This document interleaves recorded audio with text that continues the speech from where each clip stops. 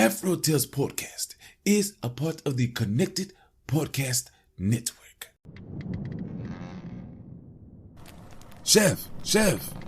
Yes, Glio. Don't you love how we get to share our stories and recipes? Yes, I enjoy it greatly. Do you know what makes it possible for everyone to hear us? Yes, Glio. Our voices, obviously. True, but it's also Anchor, a hosting platform that distributes the podcast to places like Spotify, Apple Podcasts, and others. Oh, yes. And isn't everything needed to make a podcast in one place? That's correct. And the best thing of all, Chef, it's free. Free, you say? Free. And all I had to do is download the Anchor app or go to anchor.fm to get started. So, you just had to download the Anchor app or go to anchor.fm to get started. Yep. Download the Anchor app or go to anchor.fm and do what we're doing now. Fantastic, Grio. Simply fantastic. I know, Chef. I know.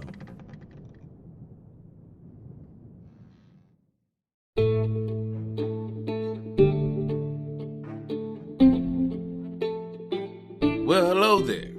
I'm Aman Mazingo, your storyteller, and this is season 2 of the Afro Tales Podcast, where we journey through the Americas and the Caribbean to explore the tales that grew from its African diaspora. I want to thank Art by Chalet for the beautiful episode art, and especially thank you for joining us on today's adventure.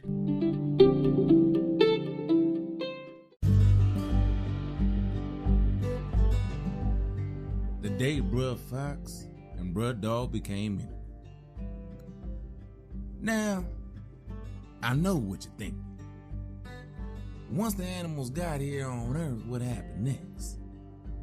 Well, I'm going to tell you what happened. The first thing that happened, and, well, I guess not really the first, but it happened soon after.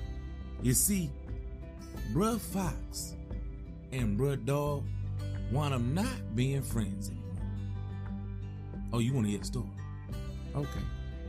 Well, here it is. You see, when the animals started living here on Earth, something seemed to happen to them.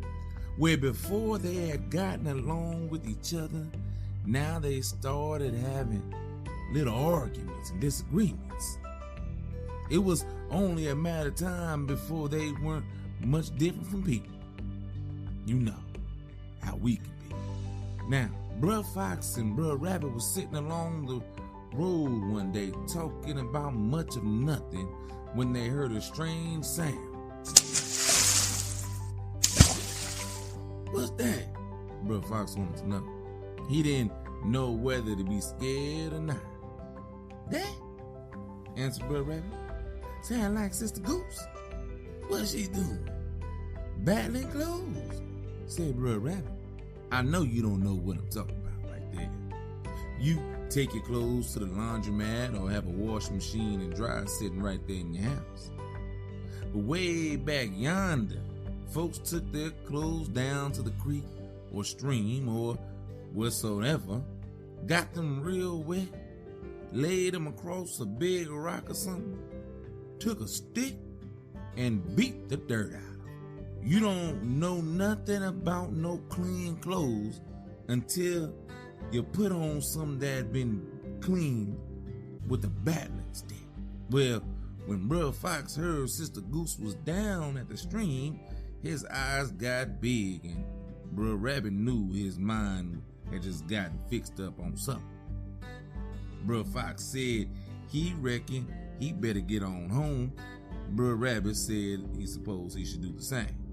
And they went their separate ways. Now, Brer Rabbit decided to double back, however. He went down to the stream where Sister Goose was. How you doing today, Sister Goose? I'm fine, Brer Rabbit. Excuse me for not shaking hands with you, but I got all these suds on my hands. Brer Rabbit said he understood. Now, hold on. suppose I gotta stop the story again, because I can hear you thinking that goose don't have hands. Next thing I know, you try to get me to believe that snakes don't have feet and cats don't have wings. And I know better. So if you don't mind, you keep your thoughts to yourself and I'll get back to the story. All right now? All right. Okay, now after Brer Rabbit and Sister Goose had finished exchanging their pleasantries of the day, Brer Rabbit said, I got to talk with you about Brer Fox. He's coming for you, Sister Goose, and it'll probably be before daybreak. Sister Goose got all nervous and scared. What am I gonna do, Brer Rabbit? My husband is dead, and ain't no man around the house. What am I gonna do? Brer Rabbit thought for a minute. I got it. Take all your clothes and roll them up in a nice clean white sheet and put that on your bed tonight. Then you go spend the night up in the rafters. You hear me? So that's what Sister Goose did. But she also sent for her friend, Brer Dog, and asked him if he keep watch that night. He said he'd be glad to. Just before daybreak, just as Brer Rabbit said, Brer Fox creeped up into the house, looked around, eased the front door open and slipped inside. He saw something big and white on the bed. He grabbed it and ran out the door. Soon as he jumped off the porch, Brer Dog came out from under the house, growling and scratching and barking, kicking up dirt. Brer Fox dropped that bundle of clothes like it was a burning log and took off. It's a good thing, too, because it had taken Brer Dog 4 months to find somebody who could wash and iron as good as Sister Goose. And he wasn't about to let nothing happen to her. Now, the next day, when the news got around that Brer Fox had tried to steal Sister Goose's laundry, he couldn't go nowhere for Brer Fox blamed Brer Dog for spreading the news through the community. And ever since that day, the dog and the fox have not got along with each other. And it serves Brer Fox right, chasing and trying to eat old Sister Goose like that. The end. Now, I'll tell you one thing about this story. It got me to understand something that I never thought I'd understand. I've watched a lot of English, or I should say British, shows and everything like that, especially when you go into more period pieces and everything, and you always see the hunt, right? The dogs chasing the foxes and everything on the hunt. And I used to wonder why,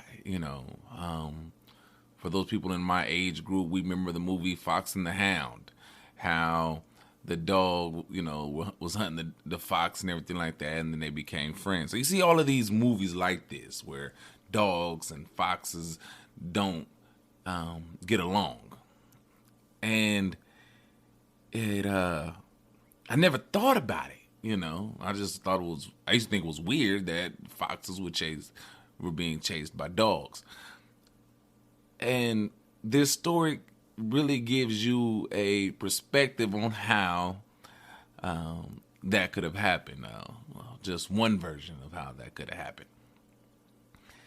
And I like it. I like this version of how dogs and fox became enemies, because a lot of it is lifelike, right? Like, when you think about people you knew or people that were once cool friends or whatever, and now are no longer friends, now are even enemies, and you wonder, how did that happen?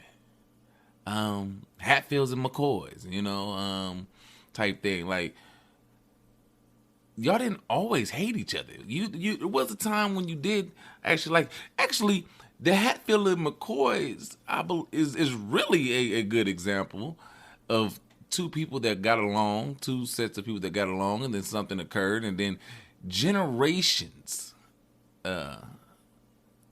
went through a battle of not getting along with each other, just hating each other. And we know people nowadays who you were probably once friends with. I know I have a few that I was cool with when I was young, and then they did something to me, and we're no longer friends. You know, think about your best friend.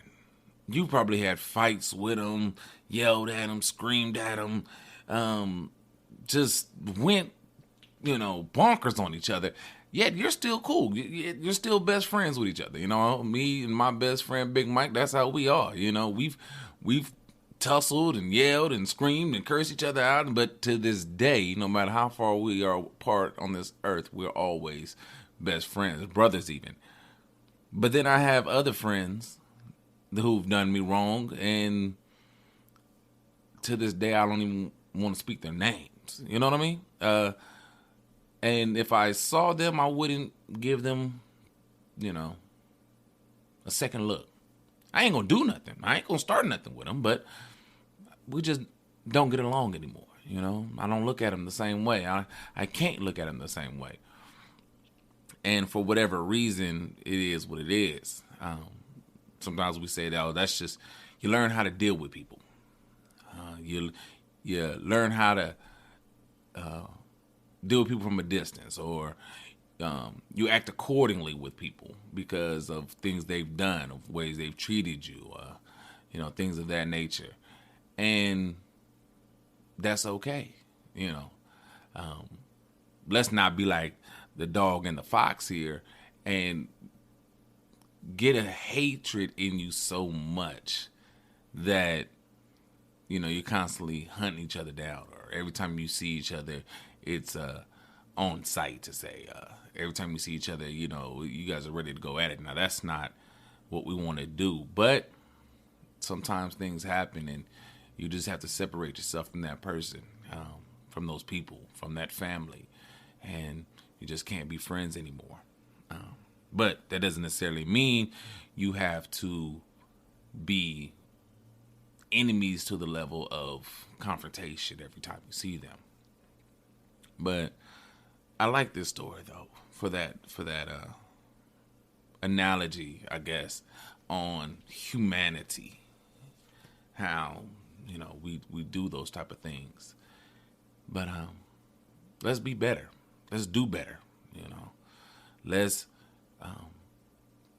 try to mend some of those ancient scars. Let's try to mend some of those ancient friendships. I feel like we can do it as humans. We're gifted with that ability to learn from our past and learn from the things we have done and mend things. We may never be friends again. We may never be, best friends again. We may not sit at the table with each other and laugh and joke, but we can at least be cordial. You know what I mean? We can get to that level, I believe. No matter what the sex, nationality, gender, whatever is separating us, I feel like we can one day, hopefully, maybe not in my lifetime, maybe not in yours, but one day as humans, we could get to a point where we could at least be cordial enough not to fight. But again, thank you for listening. Thank you for being here. Also, I wanted to say we are now on Audible and Amazon Music. So if you listen on those platforms, please go. Listener support is also available in Anchor.fm if you want to support the show. But as I always say, thank you, and have a blessed day.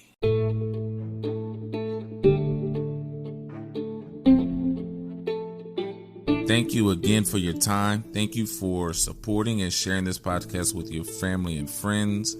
You can always find Afro Tales Podcast on Anchor, Spotify, or wherever you listen to podcasts. If you want to leave me a message or a tweet. I can be found on Twitter at AfroTalesCast, on Instagram and Facebook at Afro Tales Podcast, and now on Coffee at coffee.com/Afro Tales Podcast, where you can financially support me for the price of one small cup of coffee. However you support, I thank you and I appreciate it always.